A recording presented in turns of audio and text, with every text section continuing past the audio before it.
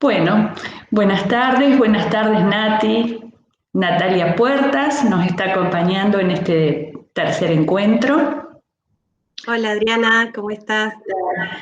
Este es nuestro último encuentro en el marco del simposio Ficciones Góticas que hemos venido desarrollando y bueno, hemos tratado de presentar nuestras lecturas, nuestra experiencia de trabajo con autores y de la narrativa actual y en esta oportunidad le toca el turno a María Gainza y a Mariana Enríquez. María Gainza es una autora que va a estar en la voz de Natalia, que nos va a presentar una lectura en la que ella establece una relación y una articulación entre la literatura y la pintura en su obra para reconocer allí en ese diálogo lo ominoso.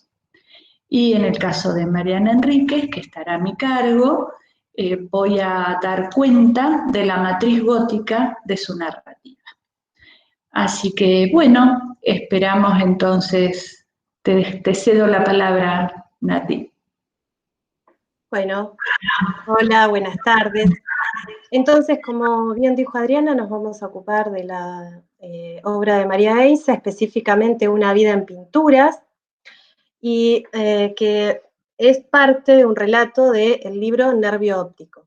Es una escritora argentina que es más conocida como crítica de arte y que recientemente ha incursionado en la literatura.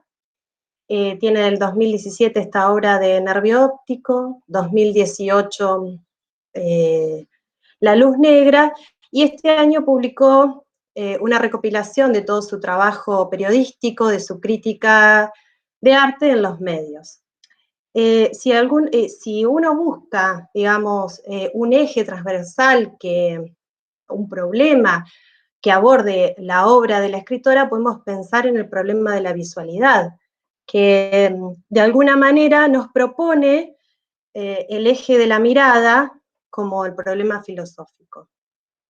Bien, entonces, en este discurso, en este relato específico, Una vida en pinturas, podemos observar tres discursos que se entrecruzan.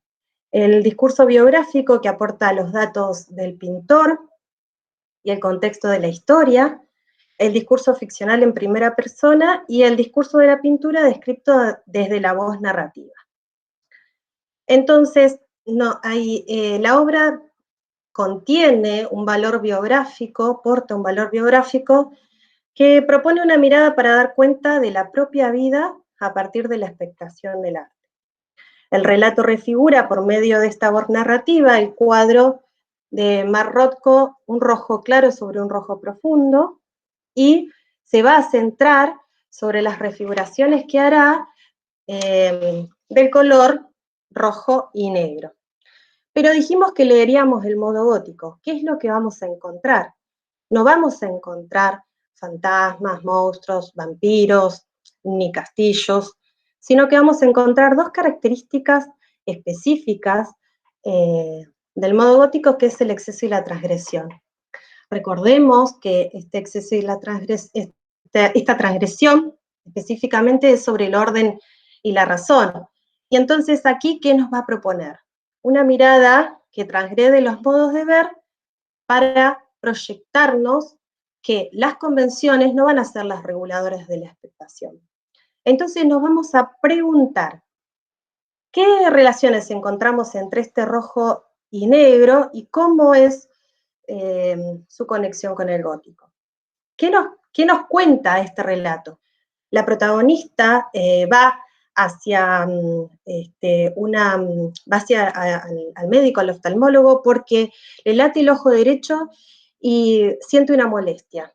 Entonces, ahí en esa sala de espera, ve una reproducción de Mark Rothko, este cuadro específicamente, un rojo claro sobre un rojo oscuro, y digamos, lo comienza a ver doble, lo comienza a ver distorsionado, dilatado, y después de esa experiencia se va camino al hospital donde está su marido que se hace quimioterapia y ahí conoce una prostituta. También que van a ser los dos espectadores de esa otra reproducción que ella va a llevar desde su casa.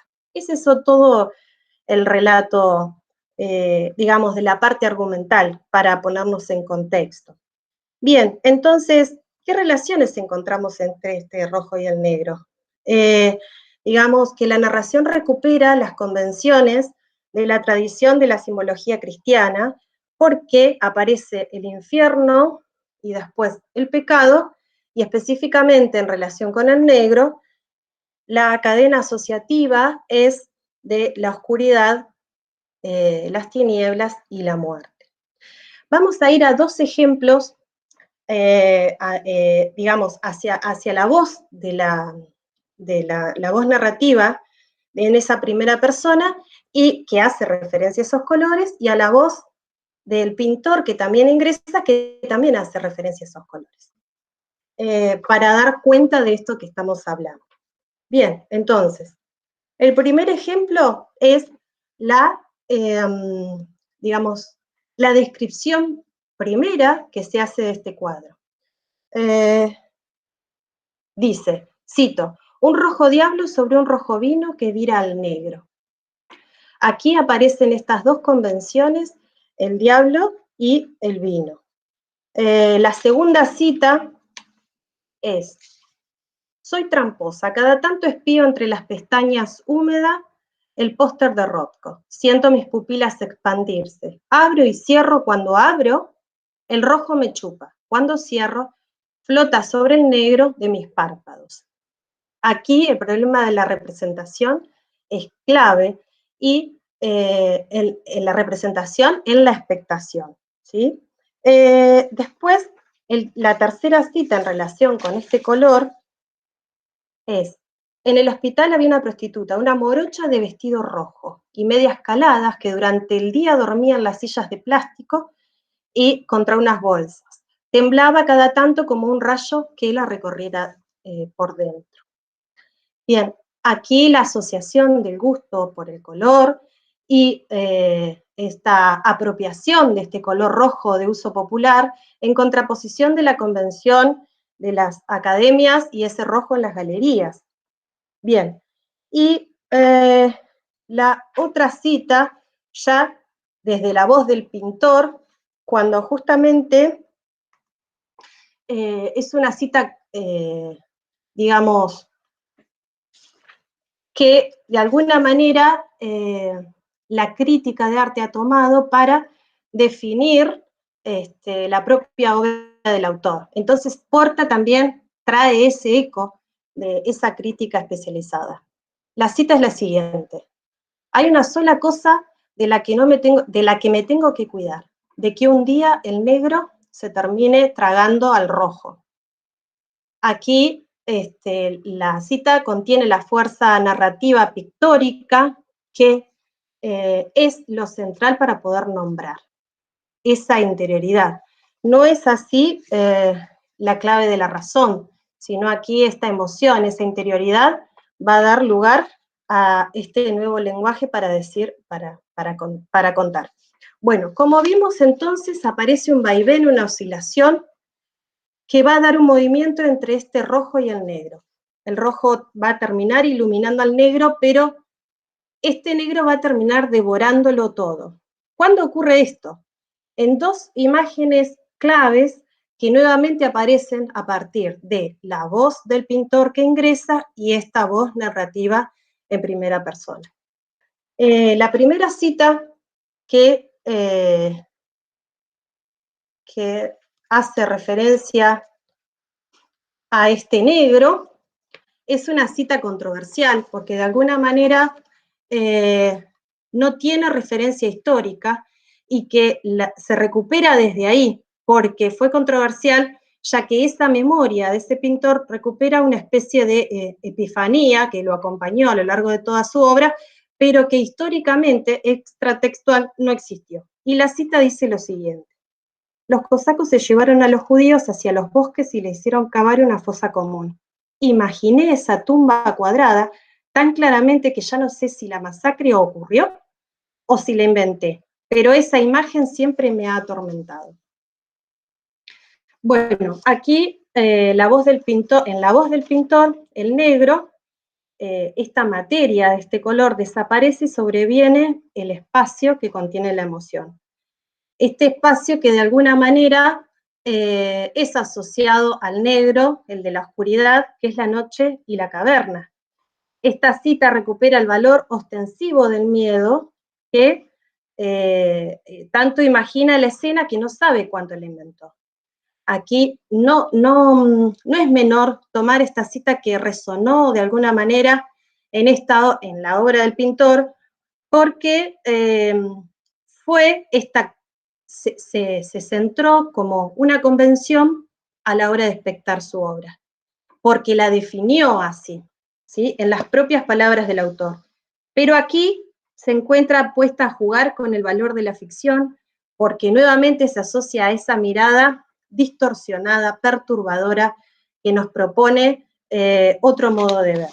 Bien, y la segunda cita, y la última, es la que habla en esta voz narrativa que dice: noches como túneles, quimios mortíferas y toda una lista de escalofríos que les voy a ahorrar. Aquí aparece nuevamente esta noche como el espacio que perturba. Estas dos imágenes tan fuertes contienen de alguna manera la fuerza perturbadora que no solo se instala en la mente del creador, en esa experiencia, sino que también en la obra, y desde allí se proyecta a el espectador.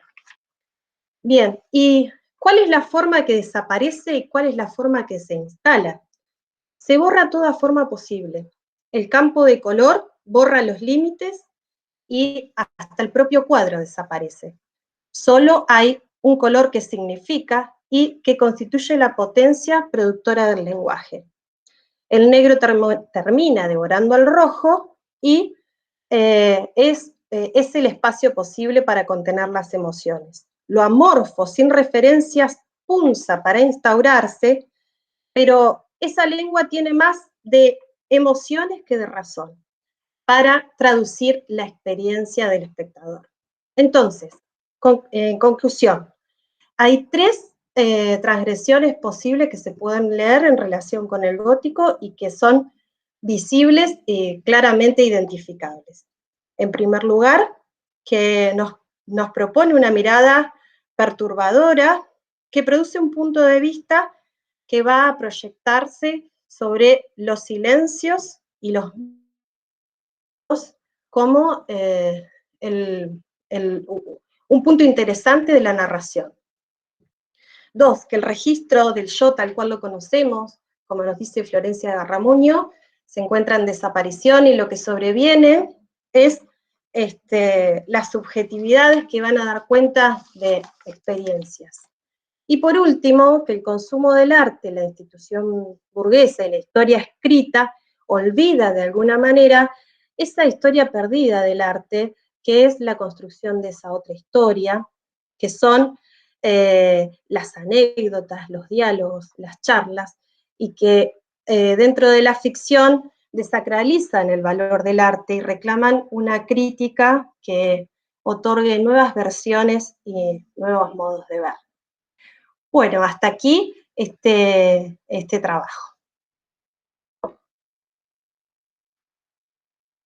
Adri, Adri, te falta el volumen. Gracias Nati por este interesante aporte. Bueno, en mi caso voy a presentar a Mariana Enríquez, que, en fin, no tiene una presentación demasiado extensa, porque solo hay que decir que ella ha construido su imagen de escritora ya a través de los medios y de las redes sociales, de modo que ya ocupa un lugar muy importante en el campo literario y cultural. Ese lugar ha sido disputado y creo que a esta altura ganado por las escritoras, lo que la crítica ve con muy buenos ojos porque significa un cambio, una modificación en los modos en que se ha configurado el canon de la literatura argentina. Por otra parte, me gustaría destacar que debemos a Mariana Enríquez como a los escritores que hemos leído y que hemos traído a estas mesas, esta posibilidad que nos han dado de reivindicar el género de terror, que en algún momento fue considerado culturalmente como una literatura menor destinada al ocio y estuvo por fuera de los estudios académicos. De su imagen nos interesa particularmente que se autodefine como una escritora gótica, lo que nos da una línea de lectura muy clara. Sus obras, sus cuentos, sus novelas, sus crónicas, se inscriben en el modo gótico, o en ellas se lee el modo gótico, y por lo tanto se inscriben en el género fantástico.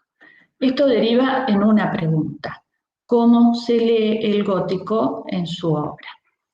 Esta pregunta la hemos respondido, lo ha hecho también la crítica en numerosas oportunidades, haciendo referencia particularmente a cómo se lee lo ominoso a partir de los tropos de la de espectralidad, a partir de lo abyecto, de la creación de atmósfera, de todos aquellos aspectos que también hemos venido trayendo a estos encuentros en relación con los escritores que leímos y trabajamos. Particularmente en relación con Mariana Enríquez hemos analizado y hemos visto que el fantástico en su obra se apoya sobre lo real, y que en este caso ese lugar lo ocupan las huellas de la dictadura, quiero hacer hincapié en la palabra huellas, el género sexual y también los efectos del capitalismo. Bien, hasta aquí el trabajo que hemos venido realizando y hasta que se publicó su última novela, En nuestra parte de noche, en la cuya construcción nos obliga a reformular la pregunta inicial. Su novela dialoga con los cuentos y dialoga con las crónicas, y produce esta alternativa de poder leer sus cuentos a través del prisma de la novela. Por lo tanto, hay una ampliación allí de nuestra perspectiva, porque es un fantástico que explica y amplía otro relato fantástico, y así en una cadena infinita. Entonces, en esa ampliación y en esa línea de fuga, hay una modificación de nuestra perspectiva. Consecuencia de esto es que se reformula la pregunta, y entonces, en vez de pensar cómo leemos el modo gótico, vamos a pensar fundamentalmente en cómo construye Mariana Enríquez el género de terror, que es lo mismo que pensar cómo construye su narrativa. Bien, tenemos para esto, nuestra respuesta es que construye su narrativa porque en ella se lee en una matriz gótica o mediante una matriz gótica. Voy a ejemplificar el caso del diálogo entre su obra y los cuentos, que es lo que provoca esta pregunta y esta hipótesis de lectura. Es muy claro si lo pensamos, por ejemplo, en relación con La casa de Adela, que es prácticamente el cuento con el que evidentemente la novela dialoga. Y entonces vemos que se produce un desplazamiento y una transformación de ese cuento. ¿Qué es lo que aporta a la trama de la novela? Bueno, esta novela está construida, como sabemos, sobre la base de distintos discursos y de distintas modalidades. Entonces, todos esos géneros que forman parte de la novela encuentran un organizador, un tópico interdiscursivo dominante, que es el secreto.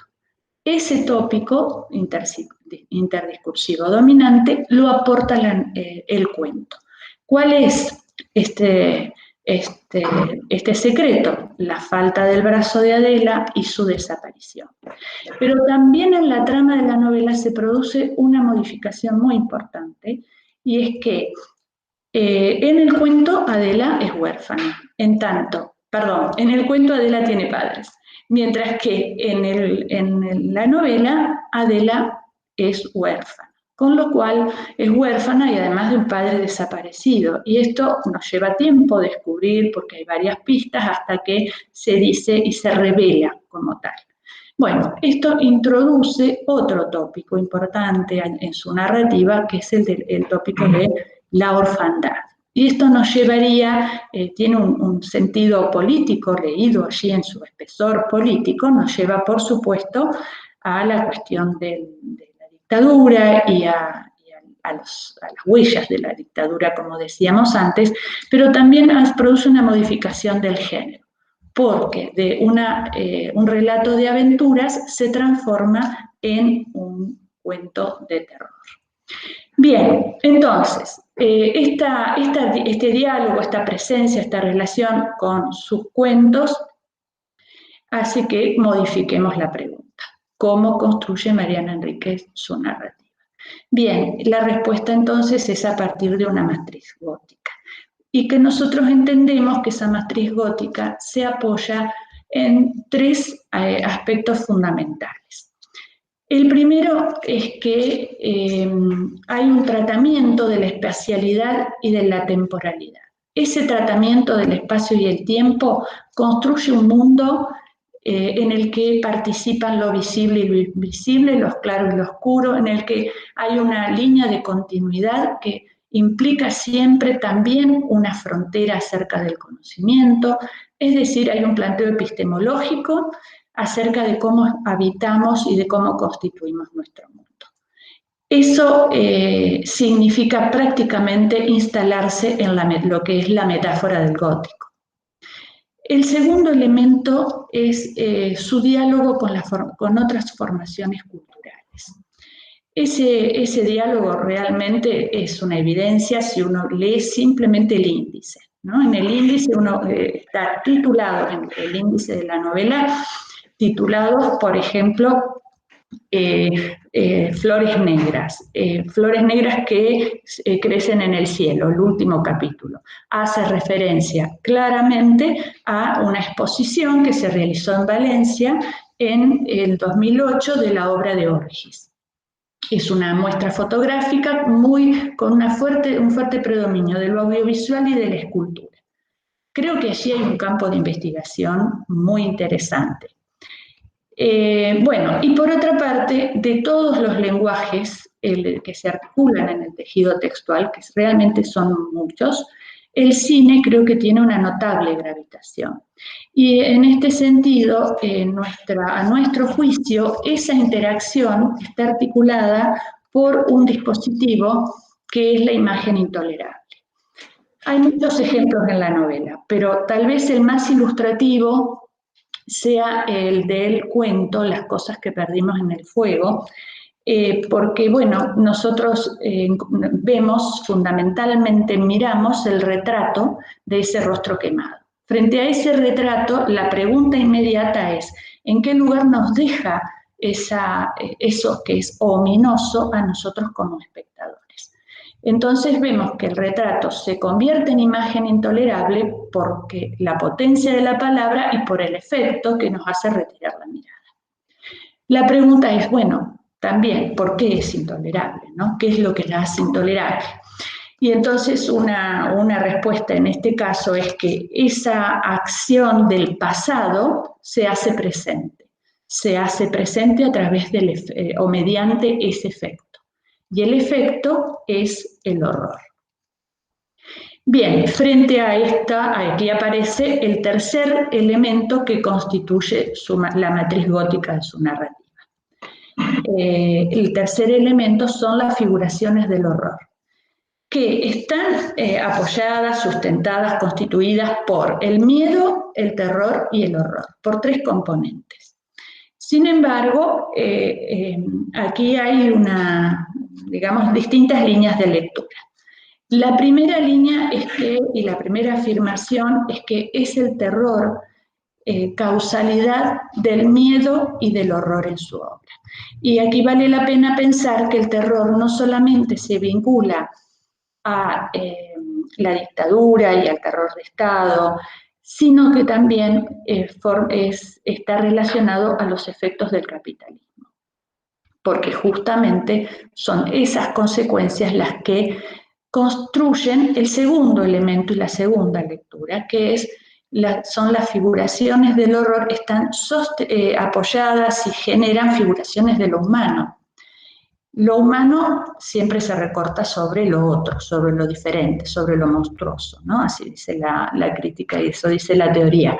En este caso, creo que en su obra las figuraciones de lo humano están sostenidas, apoyadas y relacionadas con monstruosidades, es decir, son acciones, fundamentalmente las que provocan los desvíos y además toda la trama de acciones, toda esa trama de causalidades que provocan las acciones, que generan un mundo invisible, misterioso, siniestro, y bueno, esas acciones siempre se provocan sobre otro, es decir, afectan al cuerpo social. Y también todos los personajes son capaces de hacer acciones monstruosas, es decir, que tienen algo de monstruos.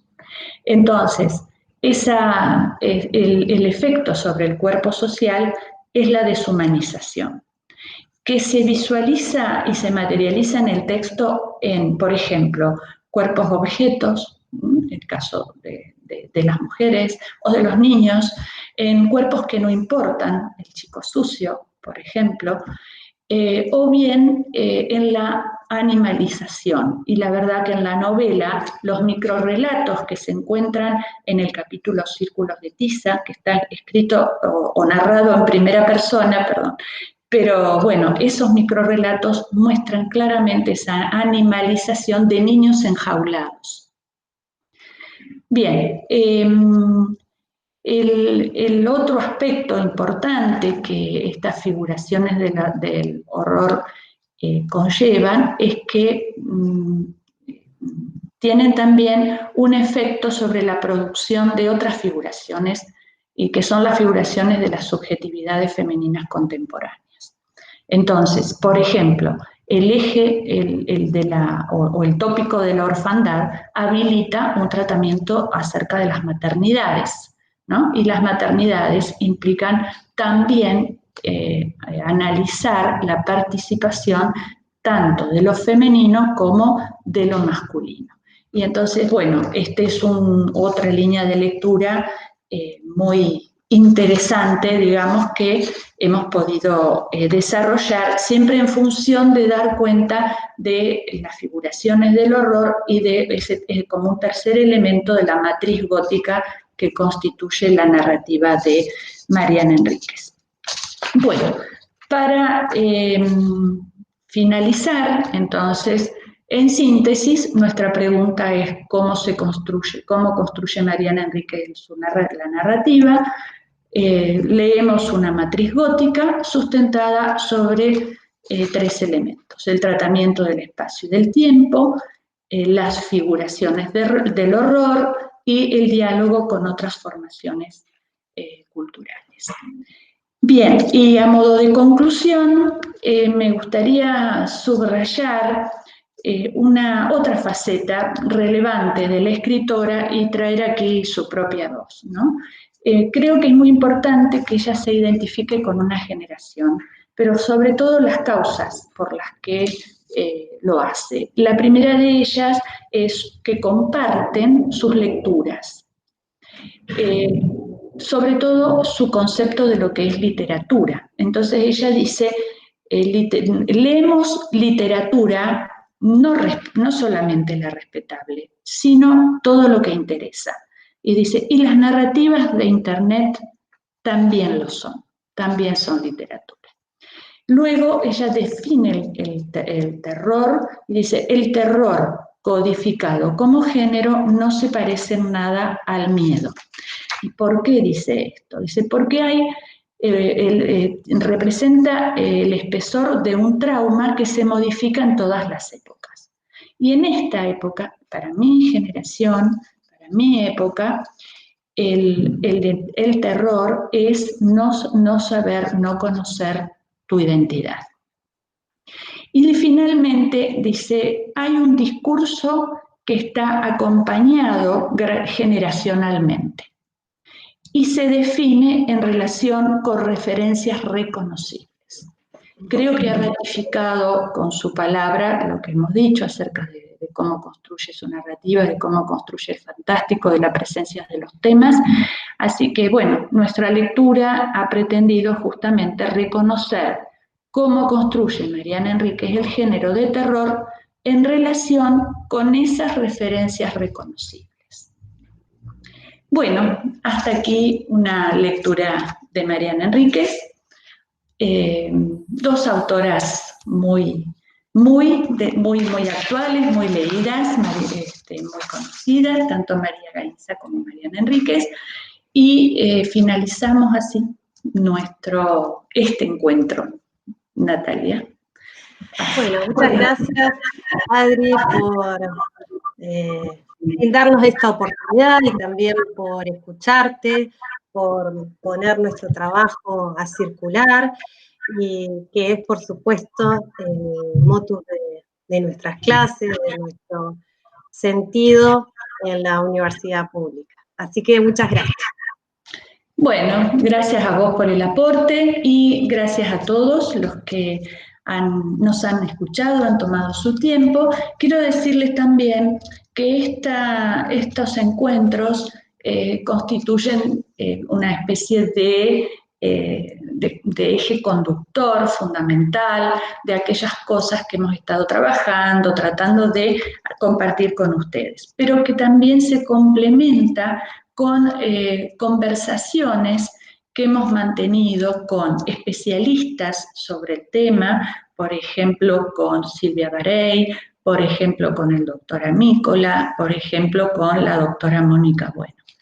Y también han participado de estas entrevistas escritores como Tolosa, también han participado artistas como Mariana Sosa y han participado también artistas, no solamente artistas plásticos, sino audiovisuales, como es el caso de Cristian Ponce. De modo que el espectro se ha completado o sería completado con todas estas conversaciones y no quiero olvidarme un aporte muy interesante de Manuela López Corral, que ella nos trae cómo todo esto, eso que decía Natalia, ¿no? Que el destinatario finalmente de todo este trabajo está en la educación literaria.